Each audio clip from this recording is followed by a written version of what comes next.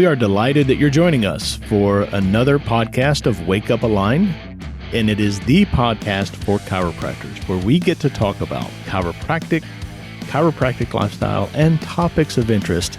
You can contact us through our email, and that is mailbag@amcfamily.com. Welcome back to another week, another new episode of Wake Up Aligned. I've got a special guest in the studio with me today, and I know he's a returning guest. This is Dr. Bill Kriva. Say hello, Dr. Kriva. Hello, everybody. Happy to be back. All right. And, you know, he has been a guest on the show before and always brings a unique perspective. I think the shows that we've done before have been really incredible. We've had a couple where N8 was flying. Yep. But Absolutely. today I'm going to be interested to see where this goes, and not quite sure you even know what I'm going to ask you, so that's going to even make more fun about it. So before we get too far into it, I wanted to cover a couple of points, and then we'll jump into the subject matter of the day. First of all, AMC members, I cannot stress this to you enough. If I don't remind you that really the needle is moved at live interactions. These podcasts are great. The online library is amazing, but that is not where needles are moved. I mean, the lives and the practices are transformed at your summits, and I can't tell you enough. I implore and beg you as much as I can. There are only 6 opportunities a year to take advantage of, and Dr. Kriva has nearly 20 years in this family, and he has seen it over and over and over. The doctors that attend 6 boot camps a year, Yep. or all the boot camps in a year, those are the ones that have moved most consistently over time. Absolutely. So I just want to just encourage you. You've only got 6. Leaders make plans. Get your calendar out and go ahead and make the commitment, because commitment spelled backwards is sacrifice. All right. And yes, there's going to be some sacrifices of time, but this is about your practice. It's about your career. And I think what you're going to hear today, it's going to be about your passion. So what are you going to feed that passion? And it's fed at those summits. So I encourage you, 6 summits, get to them. Also, members, certified training centers, going to see the sermon in action rather than always hearing it. See, like today, you're hearing it. Whatever I have to say or whatever Dr. Bill has to share with you today, all you're doing is hearing it. You're not seeing it. Those certified training centers where they're willing to open up the doors and say, come on in, I'm going to show you and let you see this system in motion. And then you have all those aha moments. You can't replace summits, certified training centers. If I had nothing else, I never had a recording to play by. I never had forms to a manual or anything like that. I just had those 2 things. Look out. I can cook. Look out. You right? bet. I can cook. The stove is hot. So just real quick on those 2 folks. Also, I have a shout out I wanted to give to just a real dear lady. Very special. She's had a long road to get this shout out, this honorable mention. It has not been the easiest road for this young lady. So I am super proud to talk about Dr. Audrey Van Pelt, the Right Starter in Georgia. And she just finished up in the second quarter. She had a record PV, patient visits, in June. She had record new patients and collections in the quarter. And she is on pace to finish this year as a record year altogether in her overall practice. Outstanding. That is great? fantastic. That's awesome. You and I know some of the challenges that she's overcome, and the fact that practice has traction now, Dr. Van Pelt. So if you're hearing anything from me, I'm encouraged. Yes, we have further to go. We have more potential to unlock, but understand this. Once you get traction, once you get the wheels to catch, right? It's like driving in the snow. You've got to have traction in that snow to overcome it. You get those wheels spinning, you're not going anywhere, right? So we've got traction. It's moving, and it is actually statistically starting to show effects of that. So I'm very proud of her. Any shout outs from you? I'm putting you on the spot here. Yeah, I actually do. I have one that's near and dear to my heart. He's a fellow Minnesotan, one of the folks that practices in the frozen tundra up there. And I've known Dr. Jeremiah Bursch for a long time. He's part of the Minnesota Mafia, and we're usually on the planes flying to summits together and get a chance to get connected. But I understand that he last quarter had a 94% closing percentage in his practice, which is just fantastic, Dr. Bursch. That's amazing, because that is no small practice. No, it's not. And that's where I'm going next. If he keeps going the way he is going to go over $1 million in services this year, with collections over $800,000 this year, and patient visits over 9,000 for this year. And I know where he was when he started. Absolutely. And I know his journey, and he deserves a huge pat on the back for this. And I've been along for that journey all along. But one point I would make is Dr. Bursch never failed to stretch the concepts. Now, his concepts were challenged and he became uncomfortable, but yes, kudos to him for pressing through, because you don't transfer the results, the stats, the money, the collections, the patient visits, and that kind of business doesn't take place staying status quo with your concepts. You'll never outgrow your concept. Right. It's a rule. You can't outgrow your concept. If you can't think and understand at that level, don't worry, you're not going to produce those levels. So that's awesome, for Dr. Bursch. But before we jump in any further, I just want to point out, okay, I'm a common sense kind of guy. All right. And common sense led me to live in my home state of Florida. Right? There is no common sense as to why you would live somewhere that's called the frozen tundra. I've told you this for years, Dr. Bill. I'll tell Dr. Bursch, there are signs at the edge of your town that show you how to get out. And Al, if it's okay, I'm going to share one of my favorite memories of Tom on this podcast. We had a boot camp in the Twin Cities back when we were calling them boot camps. And it was snowing outside, and Tom was standing in front of the plate glass window looking. And I said, Tom, that's called snow. And he just shook his head, looked at me and said, y'all are nuts. You know why? Why? Because it was the end of May. Well, it was something like that. Yeah. It was the end of May. And I was standing there. I remember the exact moment you're talking about, because not only was it 6 inches of snow, the leaves had not even budded out. It was like Memorial Day. I kept trying to tell you guys, come up there in July, but now we always had to do it earlier. Yeah, so. I'm not coming to your 2 weeks of summer.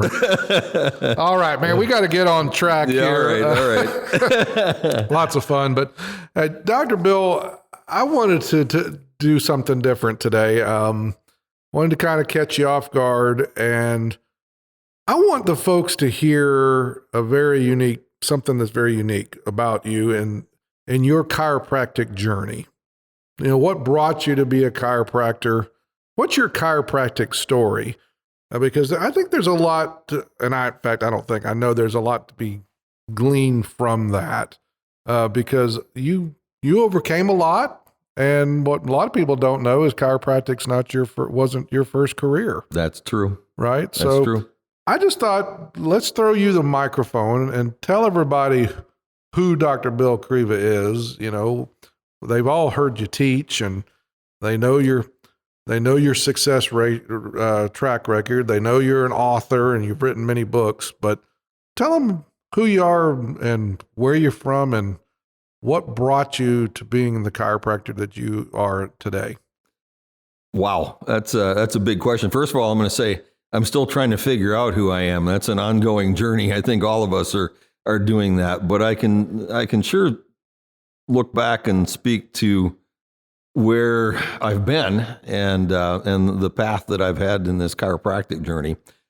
I think probably the best way to start the story, try and keep it short, but back in the day when I was in high school, I wasn't sure what I wanted to do with my life. And my dad asked me one day, what do you want to do? And I said, I don't know. And he said, well, you're good at math and you're good at science. So why don't you go into engineering? Because my dad was an engineer and his brother was an engineer and my cousin was going to school to be an engineer. And I said, well, okay, that sounds like a good idea. I might as well go be an engineer. I didn't have any other better ideas. So I went off to engineering school. And I will tell you that I did okay in engineering school, meaning I passed the classes and all that. And I was good as an engineer, but I never got excited about engineering. I never had a spark with respect to engineering. It was something that I did. It was a job. But I also am, you ask, who are you? Somebody that is driven by goals, by accomplishment, by going for things. And when I graduated from engineering school, I set a goal to become a vice president of manufacturing by the time I was 40 years old. That was my official professional goal. And I launched after that goal and was successful at pursuing it. I continued to get promoted and get bigger jobs and keep moving up the chain of command to the point that at age 32, I was the technical director for a paper company. And I was working with the president of the company and with the CEO. And it was just a matter of time before I was going to be the vice president of manufacturing, well before the age of 40. But the problem is, I did not in any way, shape, or form relish the job. I wasn't enjoying what I was doing. And the further I went down the road, the harder it was for me to get out of bed in the morning. There was something in the back of my mind that I didn't know what it was at that time. You and I both know what the word is now. It was called innate intelligence that kept saying, no, this is not what you're supposed to be doing. Okay. This is not what you were created to do. This is not your calling. And so the further I went up the chain of command, the harder and harder it got. But I refused to listen to my innate. I would not give it credence. And as a result, I knew I needed to change, but I wouldn't do it. I was fighting it. And so I wasn't sure if I was going to share this, but I think it's appropriate to do so at this point. But in the midst of this inner conflict, I had a dream one night. And in the dream, I had become the vice president of manufacturing for my company. I was at work after hours. And I was patting myself on the back going, way to go. You did it. You accomplished your goal. It's your goal and you did it. It's the right thing to do. And I was walking around the company looking at all the people that were going to be reporting for me, looking at their desks. They were all empty. And I was very proud of having accomplished this. And I looked down the hall, and at the end of the hall, there was a door that was closed. Everything else was open. And I went, what in the world is this? Why is that closed? And I went down the hall and I opened the door. And when I walked in, I found myself sitting up in our bed at home, looking in the mirror. And where my eyes should have been, there was nothing. It was pitch black. There was nothing there. And we've talked about the eyes are the windows to the soul. I didn't know what that meant until I joined AMC, but that was it. I was looking into the windows of the soul and there was nothing there. And I started screaming, and my wife woke me up, and I found that I was, in fact, sitting up in bed looking in the mirror, but my eyes were where they were supposed to be. And I laid back and I said, Lord, what are you trying to say? What are you trying to tell me? And I heard as clear as I can hear your voice, what does it profit a man to gain the whole world and lose his soul? And I made the decision at that point to give up the fight. And I said, okay, God, I will go do what you need me to do. And a whole sequence of events came together very quickly. I had sciatica. I'm sure you've heard this story, but for 7 years, nobody could figure out how to fix it. The MDs couldn't figure it out. Imaging couldn't figure it out. Drugs didn't help it. PT didn't help it. And a colleague at work said, why don't you go see a chiropractor? And I said, what's that? Because I had no idea what chiropractic even was. Nobody ever gone in my family. I went, and the chiropractor was actually able to figure out what was causing my problem. And he got rid of that sciatica after 7 years. And I went, this is something I need to learn more about. And I started digging in, and the more questions I asked, the more interested I became in chiropractic. And a sequence of events took place that led me to the point where I was at a decision point: either get a master's degree in social work and go help people, or become a chiropractor and go help people. And my chiropractor out of the blue said, half my job is social work. And I said, what? And he said, yeah, because people come in here with their health problems, but once they get to know me, they bring this other stuff with them. And so I spent half my day with social work. And I went, that's it. Chiropractic is what I'm supposed to do. And I made the decision to go. And off we went down the road. I did my research. Every place that I went, every doc I talked to who went to Palmer said, you got to go to Palmer. Some of the docs who didn't go to Palmer said, you got to go to Palmer. So Palmer is where I ended up deciding to go to school. The week before we were to go to Palmer, we as a family used to like to go to stock car races in Shawano, Wisconsin, small town. And I was at the races with my family, and I started shaking, and I was terrified because of what I was about to do. I was a successful engineer with a brand new house, with a brand new car, 2 brand new cars, actually. I had 3 kids with another one that was on the way at the time. And I was about to leave all of that, the security, the insurance, you name it, and go off to college. I didn't even know if I could compete academically because I was an old guy competing against young people. And I finally, I said, Lord, I can't do this. I can't do this. I need your help. I have to have some help. I have to have a sign that this is the right thing to do. And I told my wife as we were leaving, I just prayed this prayer, and I told her what was going on. And we're driving home, driven this way 100 times. And all of a sudden, for the first time, off to the left-hand side of the road, there was a light in the darkness. It was 11 o'clock at night. It was dark. And I'm going, what is that? Never saw that before. And as we got closer, it was a farm silo that was painted white, and there were lights shining on a silo. And I'm like, who shines lights on a farm silo?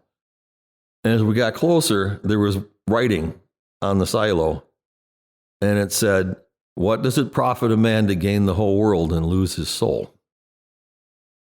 And I almost drove in the ditch. And my wife and I went back the next day because we didn't believe it. But I said, okay, God, I got it. And we left that week for Palmer, and I never turned back. I never looked back. And I will tell you that my life has been phenomenally altered by doing this and making this change and listening to what God wanted me to do. When I was an engineer, I went to work and I got a paycheck and I had a nice new house and I had a new car. As a chiropractor, I have a passion. I have a fire. I touch people's lives. I change their lives. I transform them. I can see the changes with my own eyes that are accomplished with God's help through my hands every single day. I don't go to work. I have a passion. I have a purpose. I'm doing what God called me to do and what he created me to do, which is why I'm very thankful to be able to be a part of AMC and to be able to do these podcasts and reach docs who maybe wouldn't hear this stuff otherwise. But that's how I ended up becoming a chiropractor. And I get up every day and I can't wait to go to the office. And some people complain about Monday morning. Oh, it's Monday. I got to go to work. And I can't wait because I had 2 days off. I can't wait to start adjusting people again. So I've been very blessed. And my experience has been there's an awful lot of chiropractors in this profession, really good chiropractors that have that calling, that were called maybe from other lines of work or just in their life journey, they were called to do this. And that's a blessing. That's a blessing. That is awesome story. I've heard a whole lot of that before, but I don't think I've ever heard the farm silo part of that before. If you have, I missed that one. I've certainly heard about the story about the dream and the dark eyes and all that.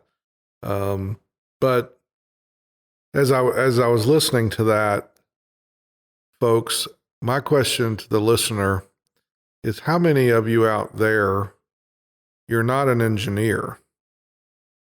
All right, you don't have that part of the story, But how many out there right now feel like your practice is a job and not a passion?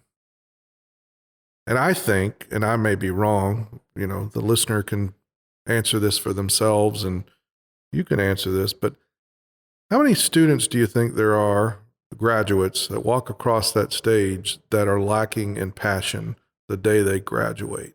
Many, many, many, many. I knew them when I was at Palmer. They're in the profession because someone said you can make a lot of money. They're in the profession because they want to have the title doctor. They don't necessarily fully understand. Half the time, they had never had chiropractic care before going to chiropractic school. It was just something that they were going to go learn how to do. A lot of them don't have that passion. Well, what do you say to the listener out there now? Because I can tell you that there's, from my side of the fence, okay, from the businessman side of the fence, I happen to have, me, Bill's known me for years. Yep. I tend to have a mind for business and a heart for chiropractic, but what I do know about business ties in with what you're talking about. Businesses that open, and their main reason why they opened the business was to make money, tend to fade over time, right? Because there's too many obstacles, there's too many pressures, there's too many misgivings that can go awry. So that business tends to go out of business. I mean, that's the reason why those stats are what they are. Mm-hmm. Those stats have been around for decades. All right, that's not a new stat, but it is true that about 90% of all businesses, new businesses, fail within the first 5 years. Of the ones that survive 5 years, about 90% of those go out of business within the first 10 years. The ones that make it the longest, that are long-standing, are the ones that have a purpose behind them. Mm-hmm. And when you lump all businesses together, you've got people that are starting businesses on the side. I got my realtor's license on the side so I can make some extra money on the side. There's no purpose or passion there. Right.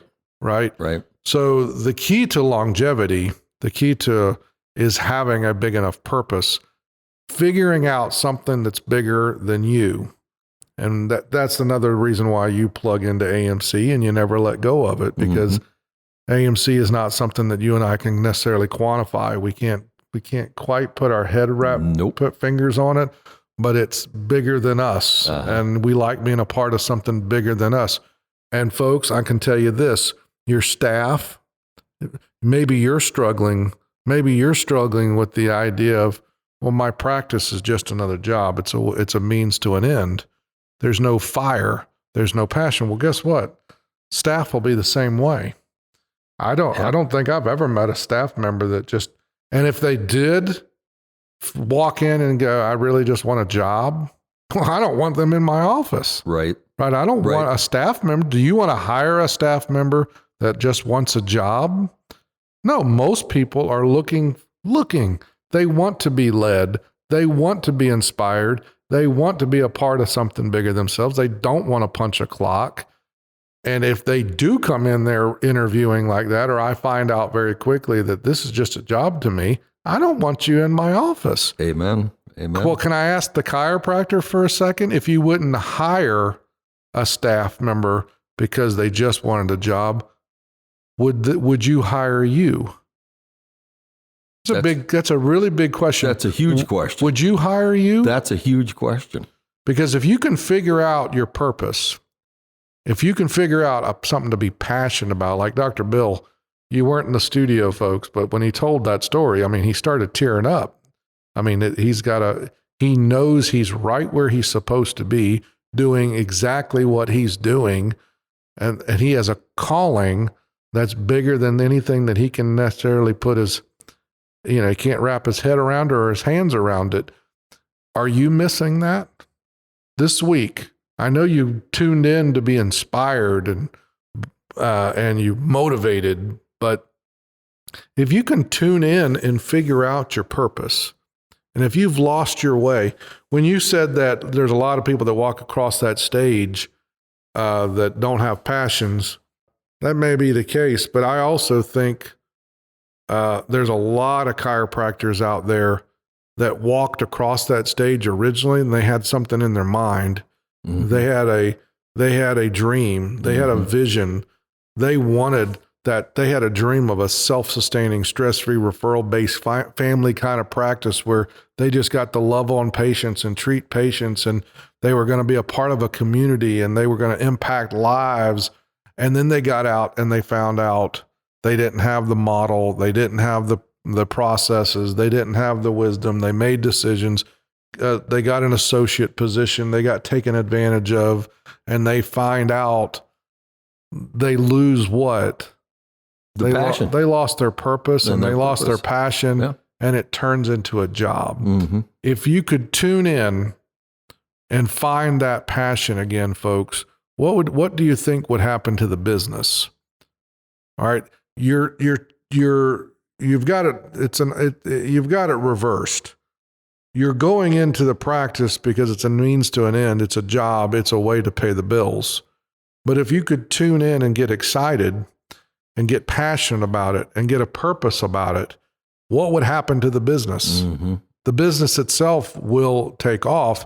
Now, you put passion and purpose and you combine that with pure business principles and a pure business system that like AMC teaches. And then you start getting the results that AMC and Align have gotten for 30 years. Remember that stat, folks, that I said? 90% of all new businesses go out of business within the first 5 years. The other 90% go out within 10 years. Align's been around almost 30 years. Yeah. I like that line somebody shared with me. I saw it not long ago. I told Snacks about it, our producer. We're not the best because we're the oldest. We're the oldest because we're the best. Mm-hmm. There's a reason, right? And we haven't lost our passion, our purpose. Yeah. Our purpose is bigger than anything that we can quantify. And because of that, we're impacting the lives of thousands. And I'm having a blast doing it. I thought about that when you said that. You get up every Monday and you can't wait. Yeah. I find that same thing many, many times. I don't like weekends. I've gotten to where I'm old enough. I've played on enough boats. I've got my boats. I'm addicted to boats. I'm addicted to motorcycles. But I've done everything. There's not a whole lot left in this world that this world's got to offer me that really, really interests me. And yeah, I like my trips. I like the Keys trips. I like fishing and I like doing that. But it doesn't take me long that I go, this didn't do it for me. I missed that. Yeah. I missed that Monday. Yeah. And I come in typically on Mondays and I'm ready to fire. I'm ready. I'm ready to go. Yeah. Right. Folks, I ask you that. Is your fire lit? Is your passion burning bright? And if it's not, whether you're a new graduate or you're somebody that's been out there 20 years, I'm telling you, there is a place that you can plug into and find it again. Mm-hmm. Right. And I'll let you add to that because you found something and you found a home. And what's that chiropractor out there that's lost that passion? What's their opportunities? Where do they look? Where do they go? Amen. And that was one of the things that attracted me to AMC in particular was the passion that you have, the passion that Dr. Owen had for chiropractors, the pure love of the profession and the love of the chiropractors and the commitment. You guys can't see this, but when we're doing these shout outs for these docs, you should see Tom's eyes light up. This is what lights his fire. It's amazing to see that coming through, but it's way bigger than a motorcycle ride because I like riding motorcycle too. Way bigger than the vacations. You got to have a vacation once in a while. It's funny because you go on vacation and you can't wait to get back to doing what you love because that reward, that intangible, that innate thing that's out there is way better than the motorcycle ride or the boat or whatever it happens to be.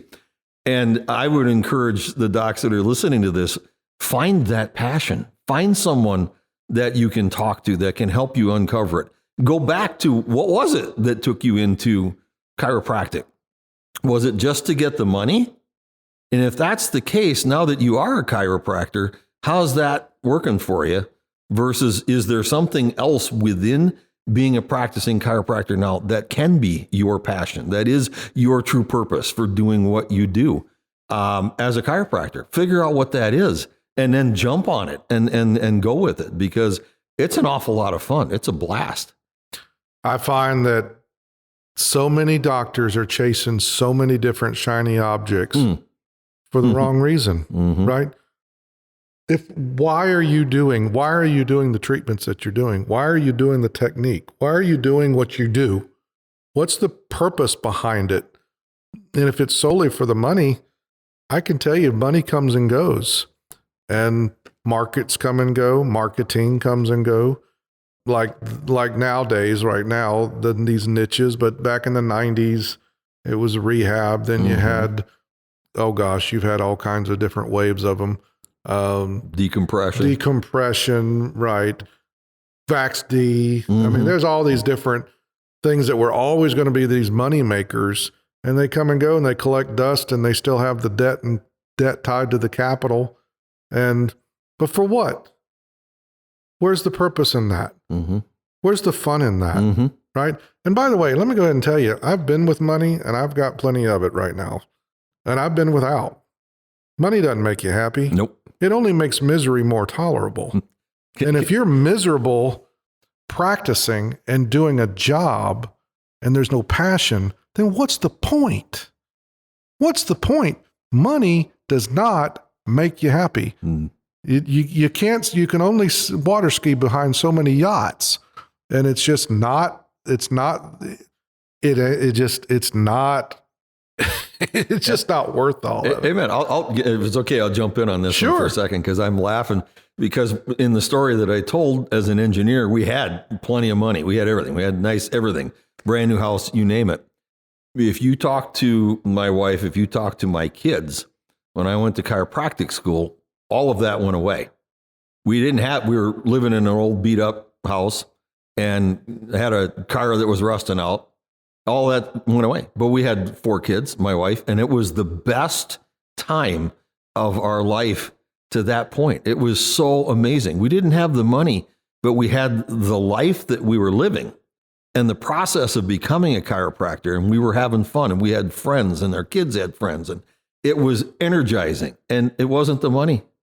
And when we had the money as an engineer, it was miserable.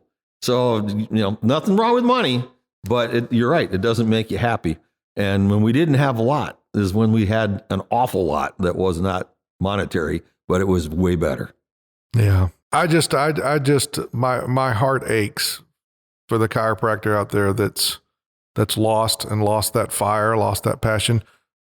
Folks, you do more for humanity in one day with your hands than most attorneys that I personally have met do in their whole life. Okay. Now, and that's not a lawyer joke. I'm just telling you, a chiropractor has so much value. You bring so much to humanity, but you've got to tune into it, and you've got to tune into that purpose. And you are not a pain doctor. You are not a glorified physical therapist.